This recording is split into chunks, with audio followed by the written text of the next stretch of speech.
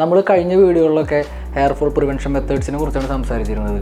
അപ്പോൾ ആദ്യത്തെ എപ്പിസോഡിൽ നമ്മൾ ഈ ഒരു ചാപ്റ്ററിൻ്റെ ആദ്യത്തെ എപ്പിസോഡിൽ നമ്മൾ കോക്കനട്ട് ഓയിലിനെ കുറിച്ച് സംസാരിച്ചു. രണ്ടാമത്തെ എപ്പിസോഡിൽ നമ്മൾ ആൽമണ്ട് ഓയിലിനെ കുറിച്ച് സംസാരിച്ചു. ഈ രണ്ട് ഓയിലിൻ്റെയും നമ്മൾ ബെനിഫിറ്റ്സും അതെങ്ങനെ യൂസ്ഫുള്ളായിട്ട് ഉപയോഗിക്കാം, അതിൻ്റെ ഏറ്റവും ബെനിഫിറ്റ് എങ്ങനെ യൂസ് ചെയ്യുമ്പോഴാണ് കിട്ടുക എന്നുള്ള കാര്യങ്ങളൊക്കെ നമ്മൾ പറഞ്ഞു തന്നിട്ടുണ്ട്.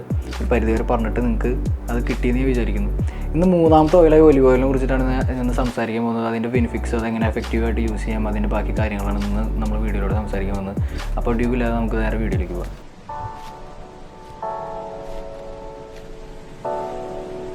നമ്മൾ ഒലിവ് ഓയിലിൻ്റെ കാര്യം പറയുമ്പോൾ കൂടുതലത് കുക്കിംഗ് പർപ്പസിന് ഉപയോഗിക്കുന്ന ഒരു ഓയിലായിട്ടാണ് നമ്മുടെയൊക്കെ ഒരു മൈൻഡ് സെറ്റ് ഉള്ളത്. ഇത് തലയ്ക്കും അതായത് മുടി വളർച്ചയ്ക്കും നല്ല രീതിയിൽ ഹെൽപ്പ് ചെയ്യുന്ന ഒരു ഓയിലാണ് ഒലിവ് ഓയിൽ. അത് പക്ഷേ യൂസ് ചെയ്യേണ്ട വിധം എന്ന് പറഞ്ഞാൽ നമ്മൾ കോക്കനട്ട് ഓയിലിൻ്റെ കാര്യം പറഞ്ഞിട്ടുണ്ടായിരുന്നു. നമ്മൾ ഹോട്ട് ഓയിൽ തെറപ്പി ഇത് ചെറു ചൂടിൽ തലയിൽ തേക്കണം എന്ന് പറഞ്ഞിട്ടുണ്ടായിരുന്നു. ആ ഒരു സെയിം പാറ്റേണിൽ തന്നെയാണ് നമ്മൾ ഒലിവ് ഓയിൽ യൂസ് ചെയ്യേണ്ടത്. ചെറു ചൂടോടെ ഇപ്പോൾ നമ്മൾ കോക്കനട്ട് ഓയിൽ പറഞ്ഞ പോലെ ചെറു ചൂടോടെ ഒലിവ് ഓയിൽ ചൂടാക്കി തലയിൽ തേക്കുകയാണെങ്കിൽ ഡാൻഡ്രഫ് പ്രിവെൻഷൻ നമുക്ക് നന്നായിട്ട് ചെയ്യാൻ പറ്റും. അതുപോലെ തന്നെ നമ്മുടെ തലേനെ നന്നായി മോയ്സ്ചറൈസ് ചെയ്യും, സ്കാൽപ്പിനെ നന്നായിട്ട് മോയ്സ്ചറൈസ് ചെയ്യുകയും ചെയ്യും. അതിന് വേണ്ടിയിട്ട് നന്നായിട്ട് ഒലിവ് ഓയിൽ ഹെൽപ്പ് ചെയ്യും.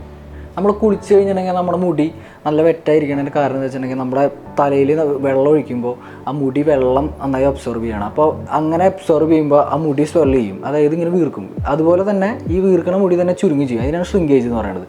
ഇങ്ങനെ സ്വെല്ലിങ് ഷ്രിങ്കേജ് നടക്കുന്ന മുടിക്ക് ഡാമേജ് വരാനുള്ള സാധ്യത വളരെ കൂടുതലാണ്.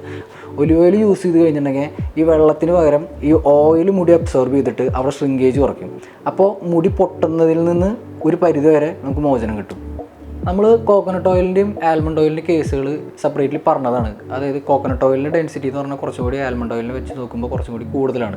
ആൽമണ്ട് ഓയിൽ കുറച്ച് റൈറ്റർ സൈഡിലാണ് വരുന്നത്. അത് കാരണം നമുക്ക് അപ്ലൈ ചെയ്യാൻ ഭയങ്കര സിമ്പിളാണ്. തലയിൽ ഇങ്ങനെ ഭയങ്കര സ്റ്റിക്കിനെസ് ഫീൽ ചെയ്യില്ല.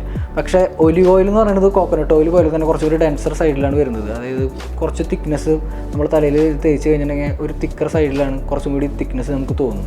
കുറച്ചുകൂടി ഡെൻസിറ്റി തോന്നും, കുറച്ച് വെയിറ്റ് തോന്നും മുടിയൊക്കെ. അപ്പോൾ ഇത് തേക്കുമ്പോഴത്തെ ബുദ്ധിമുട്ട് എന്ന് പറഞ്ഞാൽ നമ്മൾ കോക്കനട്ട് ഓയിൽ തേക്കുമ്പോഴത്തെ ബുദ്ധിമുട്ടിന് സാമ്യമായിട്ടുള്ളതാണ്.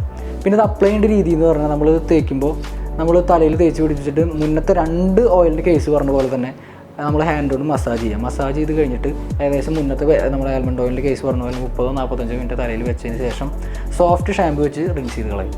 ഇന്നത്തെ വീഡിയോയിലുടനീളം നമ്മൾ ഒലിവ് ഓയിലിൻ്റെ ബെനിഫിറ്റ്സും അതേപോലെ തന്നെ അതെങ്ങനെ എത്രമാത്രം എഫക്റ്റീവായിട്ട് അപ്ലൈ ചെയ്യുക എന്നുള്ള കാര്യങ്ങളാണ് സംസാരിച്ചത്.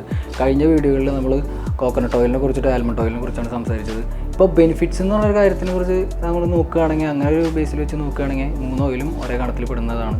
പിന്നെ ആകെ പറയാവുന്ന കാര്യം എന്ന് വെച്ചാൽ ഇപ്പോൾ നമ്മൾ തലയിൽ യൂസ് ചെയ്യുമ്പോൾ അവിടെ ഡെൻസിറ്റി കൂടുതലാണ്, അങ്ങനെ തിക്നെസ് കൂടി നിൽക്കുന്നുള്ള ബുദ്ധിമുട്ടുണ്ടെങ്കിൽ മാത്രം ഒലിവ് ഓയിലും കോക്കനട്ട് ഓയിലും മാറ്റിയിരുത്തി ആൽമണ്ട് ഓയിൽ നിങ്ങൾക്ക് ചൂസ് ചെയ്യാമെന്നുള്ളതാണ്.